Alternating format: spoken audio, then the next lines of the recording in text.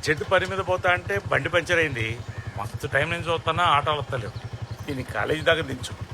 అంటే మామ నేను పోయేది వేరే పని మీద, వేరే రూటు.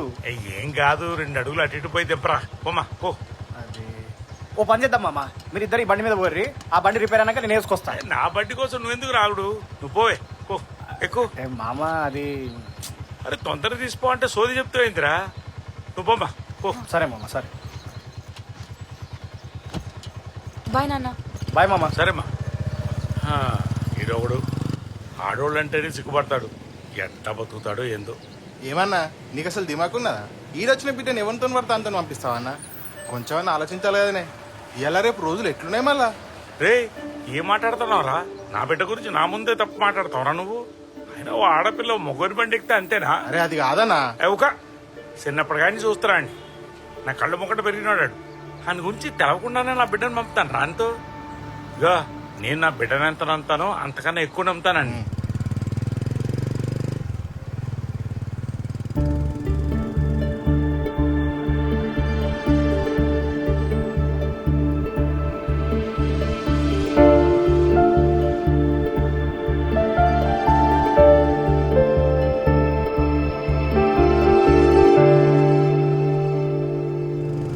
అబ్బా, మా నాన్న ముందు ఏమన్నా యాక్టింగ్ చేసినావా? కామెడీగా ఉందా నీకు? ఎంత టెన్షన్ పడ్డానో నాకు తెలుసు. అయినా నువ్వేందే బండి ఎక్కమంటే ఓ ఏగేసుకుంటా ఎక్కుతున్నావు. ముందేనక ఆలోచించావా? సిగ్గుండాలే కొద్దిగంతా. ఆ? నీ బండి ఎక్కడానికి నాకు సిగ్గెందుకు? అయినా నేను ఇంటి నుండి బయటికి రాగానే రావాలని తెలియదా? ఏం చేసినవరా ఇంతసేపు? నేను రెడీగానే ఉండే, మీ అమ్మనే తినిపో అని చెప్పి కూర్చోబెట్టించింది. ఏంద్రా అట్లున్నావు? ముసలిది మళ్ళీ ఏమన్నా అన్నదా? ఏ పిసదే, అది లైట్ తీసుకో, దాని గురించి పట్టించుకోకు. మన తలకాయలు పెళ్ళేదాకా ఓపిక పట్రా, దాని సంగతి చెప్తా. సరే అట్లనే. రే ఆ. నువ్వు రాత్రి మళ్ళా మా నాన్న వాళ్ళతో కూర్చొని మంది తాగినావు కదరా? ఎన్నిసార్లు చెప్పాలిరా తాగొద్దని?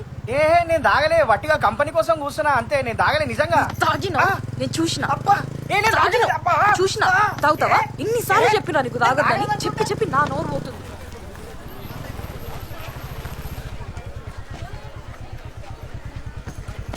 అవును, హాల్ టికెట్ వచ్చిందా? ఇంకా 10 రోజులే ఉందిగా ఎగ్జామ్ కి. మంచిగా ప్రిపేర్ గా. అట్టనే. సాయంత్రం తొందరగా వచ్చాయి, ఖర్చులకి ఉంచుకో. ఏ నాకు కొత్త ఏముంది ఇచ్చిన పోలేదా? సీను కోసం వెయిటింగే. అయినా నీ కార్ ఎట్లా నచ్చిండే?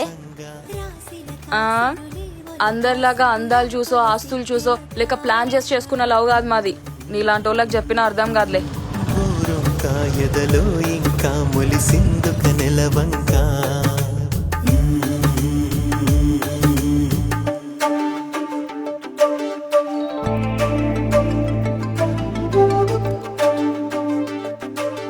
మామా ఎగ్జామ్ పాస్ అయినా, ఇంటర్వ్యూ క్లియర్ అయితే జాబ్ కొట్టినట్టే. చేసుడే. ఒక్కసారి జాబ్ వచ్చినాక మీ నాయనతో మన పెళ్లి విషయం మాట్లాడతా. నా మీద మంచి ఇంప్రెషన్ ఉంది కాబట్టి ఖచ్చితంగా ఒప్పుకుంటాడు. దాని తర్వాత నువ్వు, నేను, 2 పిల్లలు, సంసారము. చాలు, నాకు ఇంతకంటే పెద్ద గోల్స్ ఏం లేవు లైఫ్ లో. అదేందిరా గోల్స్ ఏం లేవా? మన పెళ్ళైనాక సంవత్సరంలా కారు కొనాలి, మనమే సొంతంగా ఇల్లు కట్టుకోవాలి, ఎవ్రీ ఇయర్ ఒక ట్రిప్ కి పోవాలి. కోరికలు ఏం తక్కువ లేవుగా. అయినా ఇల్లు ఉంది కదా నీకు. అది మా తమ్మునికి. మరి నాది ఉందిగా. చిచ్చి, ఆ ఇంట్లో ఎవడుంటాడు? మనమే సొంతంగా ఇల్లు కట్టుకోవాలి. డబుల్ బెడ్రూమ్ చాలు కదా? చాలా, ఇంకేమైనా కావాలనా? ఇంకా చాలా ఉన్నాయి, తర్వాత చెప్తాలే. ఇగో ఎగ్జామ్ లో క్వాలిఫై అయినావు కదా, నీ దోస్తులతో కలిసి పార్టీ చేసుకో. మామా ఇగో. ఎందుకు మామా ఇవన్నీ ఇప్పుడు అవసరమా? అరే ఇంటర్వ్యూకి పోయేటోని ఎట్లా పోతావురా?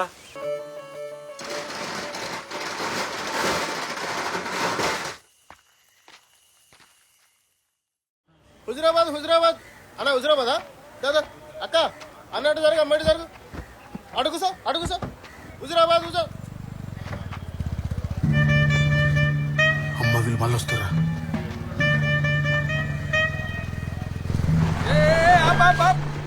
ఏడి బోసుడికే గాడు అన్నా లేడేడా.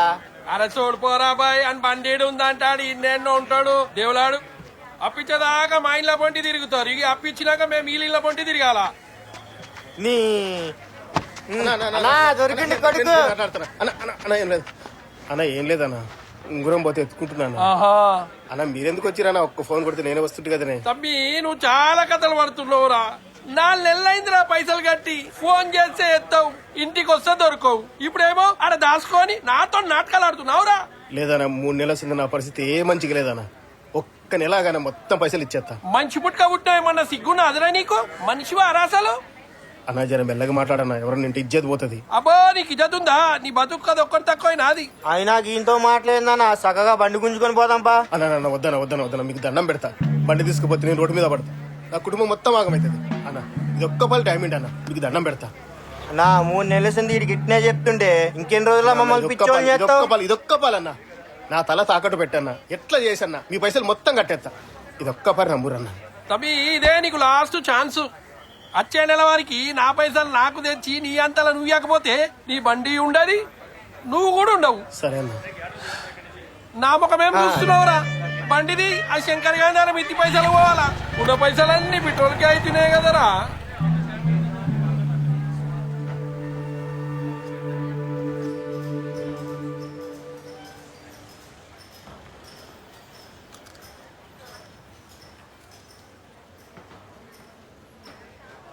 అసలు ఇంత తప్పు చేయాల్సిన అవసరం నీకే వచ్చిందిరా?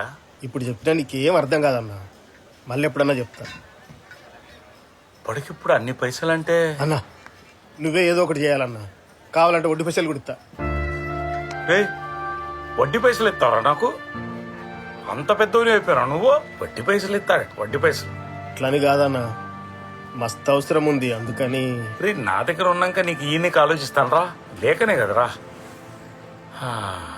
అంత అర్జెంట్ అంటున్నావు కాబట్టి తెలిసిన వాళ్ళ దగ్గర అడిగి సెట్ చేద్దాం, నువ్వేం టెన్షన్ పడకు. సరే అన్నా. హలో, ఏరా ఇంటర్వ్యూ అయిపోయిందా? జాబ్ వచ్చినట్టేనా? నీ అమ్మ వీళ్ళ టెన్షన్ కంటే నీ టెన్షన్ ఎక్కువ ఉంది కదనే. ఇంటర్వ్యూ అనేది చేస్తా, పెట్టి ఫోన్ పెట్టి. నెక్స్ట్ టైం శ్రీనివాస్ నేనే లోపలికి రండి. May come in sir. సరే ఏదో ఒకటి చెప్పి జల్దీ బయటకు పంపిరి, బయట నేను మీతో మాట్లాడతాం. Good morning sir. Good morning sir, this my file. Tell me yourself. Sir my name is Seenu. I finished my graduation. ఏంటమ్మా ఆ గడ్డం ఏంటి? ఇంటర్వ్యూకి వచ్చేటప్పుడు క్లీన్ చేతో రావాలని కామన్ సెన్స్ లేదా? సార్ అంటే జాబ్ వస్తే గుండు గీక్పించుకుందామని చెప్పి దేవునికి మొక్కుండే సార్, అందుకని. అంటే జాబ్ రాకుంటే జీవితాంతం ఇలాగే పెంచుకుంటూ పోతావా? ఇప్పుడే ఇలా ఉన్నావంటే ఇక ముందు ముందు ఇంకెలా ఉంటావో. Sir really sorry sir, next time అట్లా చేయండి సార్. సార్ మనోడు ఆల్ సబ్జెక్టులలో వీక్ గా ఉన్నాడు. సంస్కృతంలో అయితే చాలా పూర్. సార్ అంటే లాంగ్వేజెస్కి దీనికి ఏం సంబంధం సార్? ఏంటి మాకే రివర్స్లో క్వశ్చన్స్ వేస్తున్నావు? ఇలా అయితే చాలా కష్టం అమ్మా, వెళ్ళు. నెక్స్ట్. సార్ అంటే అది కాదు సార్. చెప్పాం కదమ్మా యు ఆర్ రిజెక్టెడ్ అని. సార్ కాదు సార్, ఒక్కరే రావయ్యా, రావయ్యా. బయటికి తోసేయండి వీడిని. తోసేయండి. ఏందన్నా? అలా బాయ్.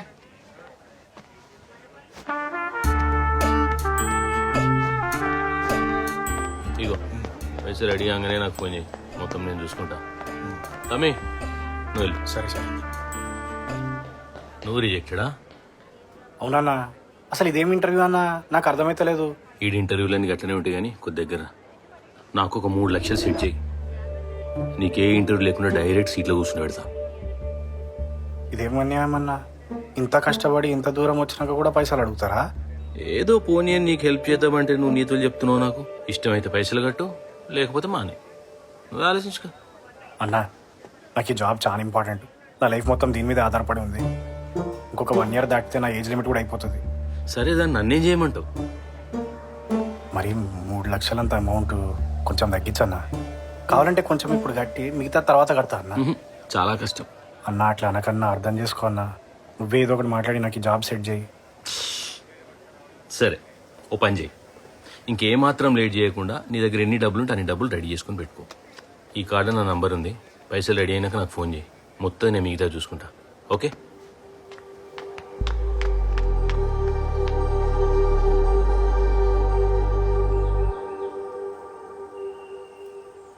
ఇప్పుడిప్పుడే అన్నీ సెట్ అవుతున్నాయి అనుకుంటే సావు కబురు చెప్పినావు కదరా. ఇక మన పెళ్లి జరగదు సంధ్య. నువ్వెవరైనా మంచి పిల్లగాడిని చూసి పెళ్లి చేసుకో. పిచ్చి పిచ్చిగా మాట్లాడకురా. లేదే, చిన్నప్పటి నుంచి నా బతికింతే. చిన్న వయసులోనే అమ్మ నాన్నని కోల్పోయినా నానా కష్టాలు పడి ఈడదానికి వస్తే ఈడ కూడా దరిద్రం ఈడ్చిపెడతలేదు. ఇంకా ముందు ముందు ఏమేమి చూడాల్సి వస్తుందో. ఆ జాబ్ వచ్చినాక మీ నాన్నతో మాట్లాడి మన ఇద్దరం పెళ్లి చేసుకుందాం అనుకున్నా, చాలా ఊహించుకున్నా. కానీ అవేవే జరిగేటట్లేవు. నాతో ఉంటే నీకు ఈ తంటలు తప్పవు సంధ్య. కనీసం నువ్వన్నా హ్యాపీగా ఉండు. అట్లేం కాదురా. అట్టనే అవుతుంది. రాక నోటిఫికేషన్ వచ్చింది, మళ్ళీ 2 years దాకా రాదట. అప్పటికి నా ఏజ్ లిమిట్ కూడా అయిపోతుంది. పోనీ మా నాన్నని అడుగు. ఆయన చాలా హెల్ప్ చేసిండు నాకు.